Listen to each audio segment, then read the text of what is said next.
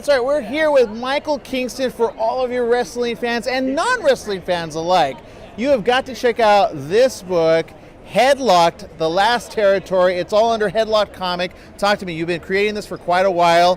It has amazing success. You've had some major stars writing this stuff. What started this for you? You know, I've been a fan of wrestling and comics my whole life, and they never made any good wrestling comics.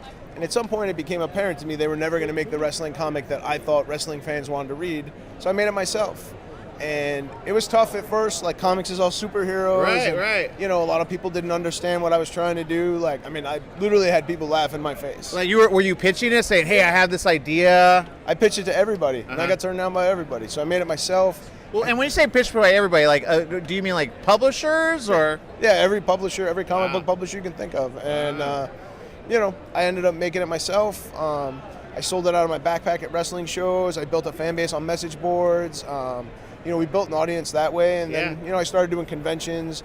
And then wrestlers who like comic books would buy my book from me, and they'd be like, oh, we really like this. And then they helped me spread the word, and eventually they became contributors to the book. Well, and talk to me about some of the contributors, some pretty big names ones that I remember growing up on, and still, you mentioned the name, and everybody knows, oh yeah, that, of course. Right. So the main one, obviously, is that our covers are painted by Jerry the King Lawler, who is, everybody remembers from Andy Kaufman, and he was the voice of WWE Raw. We've had Ric Flair, Mick Foley, AJ Styles, Samoa Joe, Hurricane, Rob Van Dam, tons of people. And I think even a guest that's been on our show, John Morrison. Yeah, Johnny Mundo, Johnny Morrison, Johnny Impact, the man of a million Johnny. names. Yes.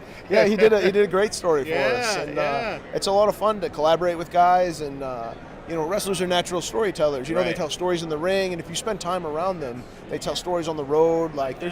They're always telling stories. So we just adapted it to comic books. Well, and I love how you did this, because you've got, and you see us as a little boy here, right? And then you see this here. Now, the premise of it's very interesting. Give us a glimpse.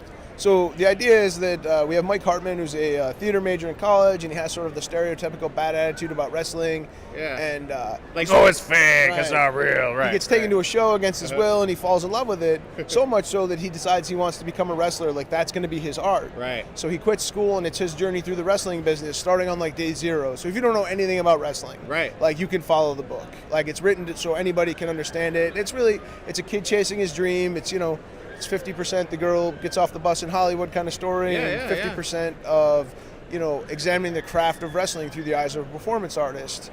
So, because wrestling is an art form, and sometimes it's hard for people to see that sometimes when it's, you see oiled up hairless men pretending to hit each other. But there's so much that goes into it, in psychology and presentation and spectacle, and so we cover all of that stuff as he learns the business. Well, people don't understand the athleticism that goes into this, the training that goes into this, the commitment that goes into this, and sometimes a lot of times the hits that actually connect, right? And you're like, oh shoot, what happened there? Somebody did get cut, for real. And it's crazy, and there's a toll to it. They say when you get thrown off the top rope and land on the thing, it's like being in a 30-mile-an-hour car crash. Wow, is that what they say? Ric Flair did that every night of his career. You know what I mean? And the man was in a real-life plane crash on top of that. So how much do you give for your art? How much of a sacrifice do you put? And a lot of these guys have mobility issues and, cognition issues from taking head trauma. I find it fascinating because, obviously the people who love it, but then there's people who look down on it, and for what these guys are sacrificing. That's part of what I wanted to bring to the book, is to get people to sort of understand everything that goes into something like that. Well, I'm thinking of a couple wrestlers that have inspired the kids, right? And they talk to the kids look up to them, and they give a good message like never give up, or other great messages, and they end up being role models in the end of it all. Sure. And, so like you and I, we remember this, we grew up on this, and you're passing the torch, so to speak. Yeah, I try to, on my end, I do it for comic book creators, I built this brand out of nothing, literally from the ground up.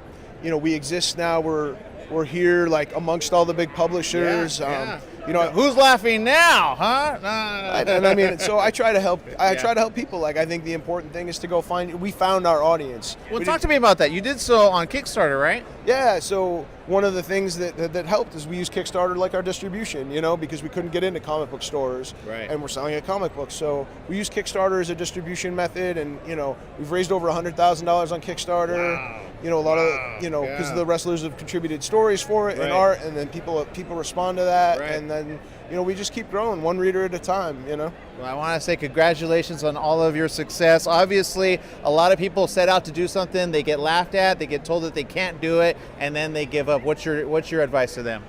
I mean, you can make anything happen. I mean, I just, people come to me all the time and they say, like, oh, I had an idea just like The Walking Dead. I'm like, yeah, but that guy did it first. Right. You know what I mean? Like, somebody's going to do it eventually. You know what I mean? Like, I have a biochemistry degree. Like, I'm a self-taught writer. Right. Like, and I wrote a wrestling comic that, I outsell the WWE comic out of my bedroom. You know what I mean? Like, you can do it. Like, if you put the effort in, you can. Everybody has talent, but you can outwork talent. Well, congratulations again. We look forward to seeing more. Again, for those that want to check it out, it's headlockedcomic.com. Go check it out right now. You'll be glad you did.